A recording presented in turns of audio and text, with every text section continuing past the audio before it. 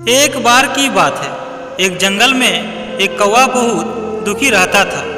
वह अपनी जिंदगी से बहुत परेशान और हमेशा उदास रहता था। उसके दुखी रहने के कारण ही आसपास के पंछी भी उदास और दुखी हो जाते थे। उस कौवा के दुख होने का एक ही कारण था और वह था उसके शरीर का काला रंग। वह अपने काले रंग से बहुत दुखी था।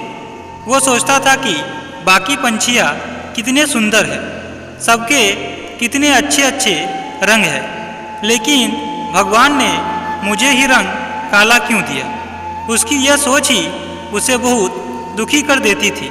समय बीतता गया।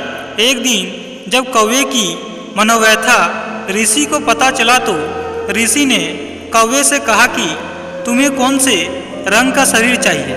मैं अपने तपोबल से तुम्हारा शरीर मनचाहे रंग का कर सकता हूँ। उसके बाद कौवा काफ़ी सोच विचार करने के बाद बोला, मुझे सफ़ेद रंग बहुत अच्छा लगता है। मुझे हंस के जैसा सफ़ेद रंग का बना दीजिए। ऋषि ने कहा, ठीक है, मैं तुम्हें हंस बना दूंगा, लेकिन एक बार पहले हंस से पूछ तो लो कि वह अपने रंग से खुश है कि नहीं।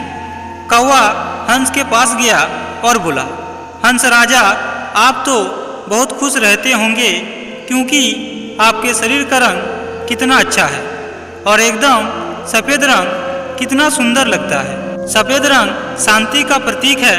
आप बहुत खुशकिस्मत है कि आपको इतना अच्छा रंग मिला है। कौवे की बातों को सुनने के बाद हंसराज ने कहा, अरे सफ़ेद रंग भी कोई रंग होता है, क्योंकि सफ़ेद रंग तो मरने के बाद का रंग है। मैं तो अपने रंग से बहुत दुखी हूँ। सफ़ेद रंग कोई रंग नहीं, वह तो बेरंग है। मुझे अपने रंग पे तो बहुत गुस्सा आता है और मैं कितना भागा हूँ कि मुझे यह रंग मिला। हंस राजा की बातों को सुनते ही कौवा बोला, तो फिर किसका रंग अच्छा है? कौन अपने रंग से खुश होगा? तभी हंस राजा ने कहा, मुझे लगता है कि तोते रानी का रंग एकदम सुंदर है। उसके बाद कौवा ऋषि के पास गया और बोला, ऋषिवर, मुझे तोते के जैसा अर्थात हरा रंग दे दीजिए। कौवे की बातों को सुनते ही ऋषि बोले कि एक बार तुम तोते के पास भी जाकर पूछ लो कि क्या तोते अपने रंग से खुश है कि नहीं।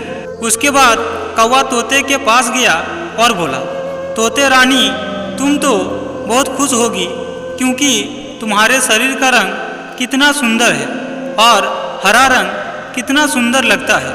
तुम्हें तो सब लोग अपने घरों में पालना भी चाहते हैं और लोग तुम्हें अपने घरों में अच्छे अच्छे खाना भी खिलाते हैं। तुम सचमुच ही बड़े भाग्यशाली हो कि भगवान ने तुम्हें इतना अच्छा रंग दिया है। कौवे की बात सुनकर तोता रानी ने कहा, अरे क्या अच्छा है, सिर्फ एक ही रंग, वो भी हरा। ये भी कोई रंग है? सुंदर रंग तो मोर बहना की है। तुम मोर बहना को देखो, कितना सुंदर दिखती है। उसके पास कितने रंग है, वो कितना प्यारा दिखती है। लोग इसे देखने के लिए दूर दूर से आते हैं। और एक मैं हूँ, मेरा रंग तो पेड़ की पत्तियों जैसा है। कभी कभी तो मैं दिखता ही नहीं, पता ही नहीं चलता है कि मैं बैठा भी हूँ कि नहीं।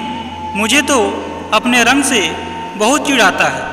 इतना कहते ही तोते रानी रोने लगी।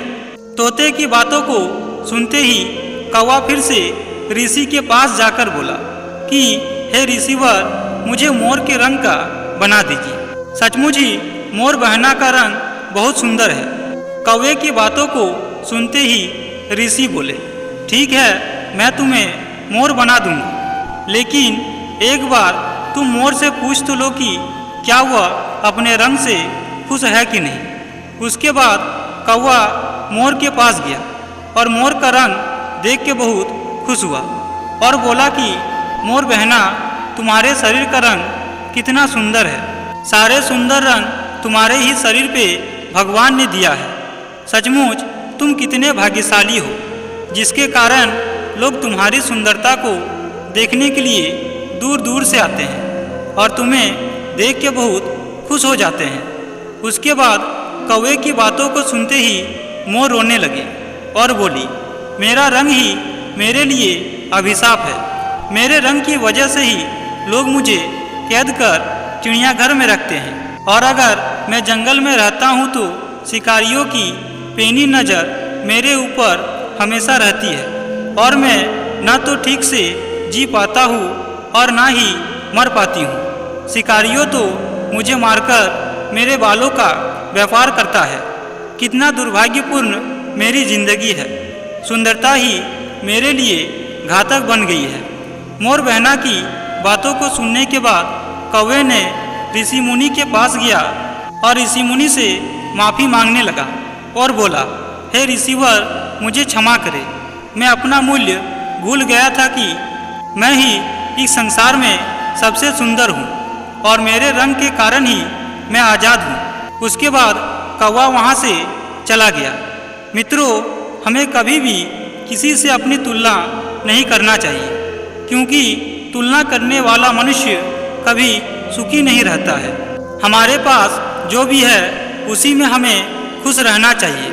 हमें हमेशा भगवान का कृतज्ञ होना चाहिए कि हमें इतना सब कुछ मिला है। हर सुख दिखने वाले आदमी के जीवन में भी परेशानियां होती है। हर आदमी की अपनी अपनी अलग अलग परेशानियां होती है।